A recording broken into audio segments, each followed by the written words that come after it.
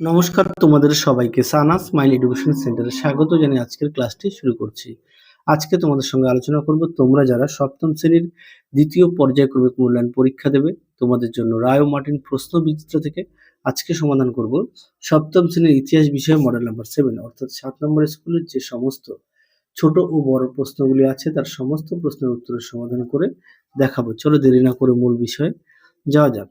একে আছে সঙ্গম নামের এক ব্যক্তির ছেলেরা কোন নদীর তীরে বিজয়নগর রাজ্যের প্রতিষ্ঠা করেন? উত্তরটা লিখবে তুঙ্গভদ্রা। Option A. দুই দেখো দেবগিরিতে দ্বিতীয় রাজধানী স্থাপন করেন? উত্তরটা লিখবে মোহাম্মদ বিন তুগলক। Option C. তিনে দেখো সৈয়দ বংশের প্রতিষ্ঠাতা ছিলেন? উত্তরটা লিখবে খিজির খান। Option A. চারে দেখো হযরত মুহাম্মদের মৃত্যুর পর ইসলামীয় জগতে প্রধান শাসক ছিলেন? উত্তরটা লিখবে খলিফা। Option B.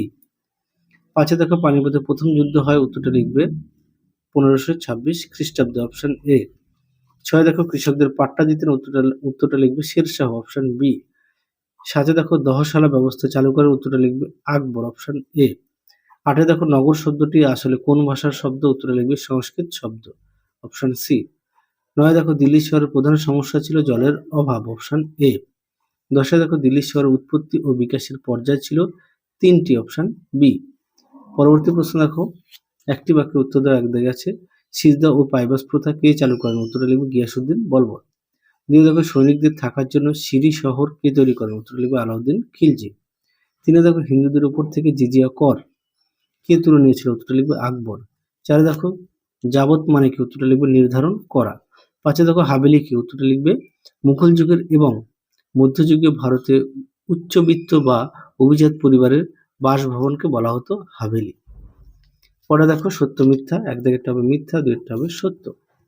পরে দেখো শূন্যস্থান পূরণ। মোহাম্মদ ঘুরি মারা যান 1206 খ্রিস্টাব্দে। দুই দেখো সকলের প্রতি সহনশীলতা এবং সকলের জন্য শান্তির পথকে সুফিবাদ বলা হয়। তিনে দেখো তৈমুর লং দিল্লি আক্রমণ করেন 1398 খ্রিস্টাব্দে। পরবর্তী দেখো তিন দাগের দু তিনটি বাক্যে উত্তর দাও প্রশ্নমান 2। একে আছে ইকতা কি? ছোট ইকতার শাসক কি দায়িত্ব পালন করতেন? এটা পাঠ্য বইতে তোমাদের পেয়ে যাবে 58 পেজ। একটু দেখে নিয়ে পাঠ্য বই। পরটা দেখো অথবা দিয়ে এই প্রশ্নের উত্তরটি পেয়ে যাবে 59 পেজের পাঠ্য বইতে। একটু দেখে নিও।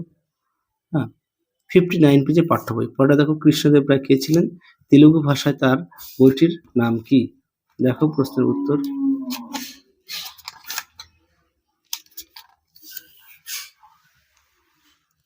দেখো আমুক্তমাল্যদ দেখে নাও কৃষ্ণদেব রায় কে ছিলেন, এখানে দেওয়া আছে সুন্দর করে, তোমরা অবশ্যই পড়ে নিয়ে লিখবে। পরবর্তী দেখো হলদিঘাটের যুদ্ধ কত খ্রিস্টাব্দে কাদের মধ্যে হয়েছিল? 1576 খ্রিস্টাব্দে আকবর ও রাণা প্রতাপ সিংহের মধ্যে হয়েছিল। পরবর্তী দেখো শেরশাহের রাজধানীর নাম কি? এই প্রশ্নটা আগের সেটে দেখানো আছে, একটু দেখে নিও। তারপর দেখো চার দাগের 4-5টি বাক্যের নিচের প্রশ্নগুলো উত্তর দাও। এর প্রশ্নমান 3। একে আছে দিল্লির সুলতান কখন খলিফার অনুমোদন দরকার হতো? দেখো প্রশ্ন উত্তরটি। দেখো এখান থেকে এ অবধি লিখবে, দেখে নাও উত্তরটি সুন্দর করে দেওয়া আছে, তোমরা অবশ্যই পড়ে নিয়ে লিখবে। দুইয়ে দেখো রাজকোষের আয় বাড়াতে আলাউদ্দিন খলজি কি কি অর্থনৈতিক সংস্কার করেন? দেখো এই প্রশ্নের উত্তরটি।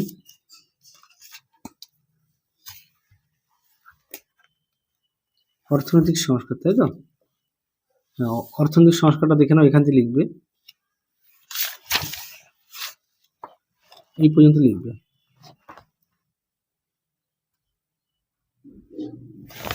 পরবর্তী দেখো মুঘল আক্রমণের অথবা দিয়ে মুঘল আক্রমণ প্রতিরোধের জন্য গিয়াসউদ্দিন বলবন কি ব্যবস্থা নিয়েছিল? দেখো প্রশ্ন উত্তর।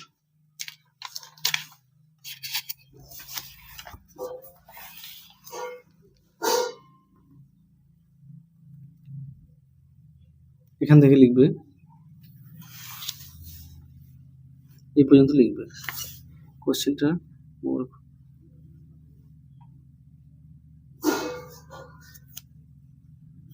পরবর্তী দেখো 12 ভূঁইয়া কারা? টোডরমল বন্দোবস্ত কাকে বলে? দেখো প্রথমে দেখবো 12 ভূঁইয়া। দেখো প্রশ্নের উত্তর সুন্দর করে দেওয়া আছে, তোমরা অবশ্যই পড়ে নিয়ে লিখবে। পরবর্তী ছিল টোডরমল বন্দোবস্ত।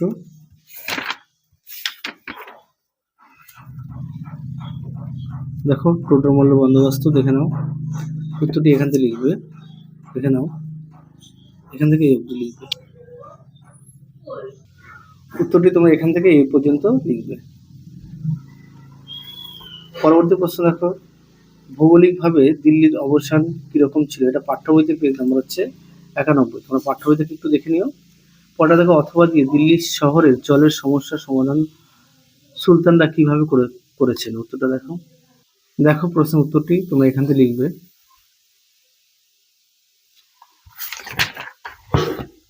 এই পর্যন্ত লিখবে। পরবর্তী দেখো প্রশ্নমান 5 একে আছে মোহাম্মদ বিন তুগলকি কাণ্ড কারখানা সম্বন্ধে লেখো। উত্তরটি দেখো, দেখো প্রশ্ন উত্তর,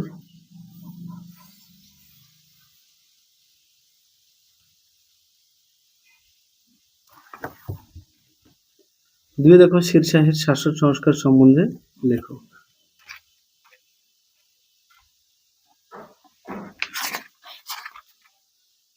এই প্রশ্নের উত্তরটি তোমাদের 73 পেজে পাঠ্য বইতে পেয়ে যাবে, একটু দেখে নিও, প্রত্যেকের কাছে পাঠ্য বই আছে। পরে দেখো শাহজাহানবাদের মিশ্র প্রকৃতির নাগরিক বসতি সম্পর্কে যা জানো লেখো। দেখো প্রশ্ন উত্তর, দেখে নাও উত্তরটি, তোমরা এখান থেকে লিখবে।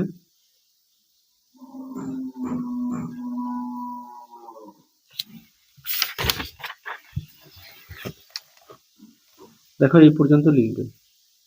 তাহলে চলো আজকের মতো এখানেই সমাপ্ত করছি, আবার দেখা হবে খুব শীঘ্রই তোমাদের পরবর্তী ভিডিওতে। তোমরা সবাই সুস্থ থেকো, ভালো থেকো, আজকের মতো টাটা।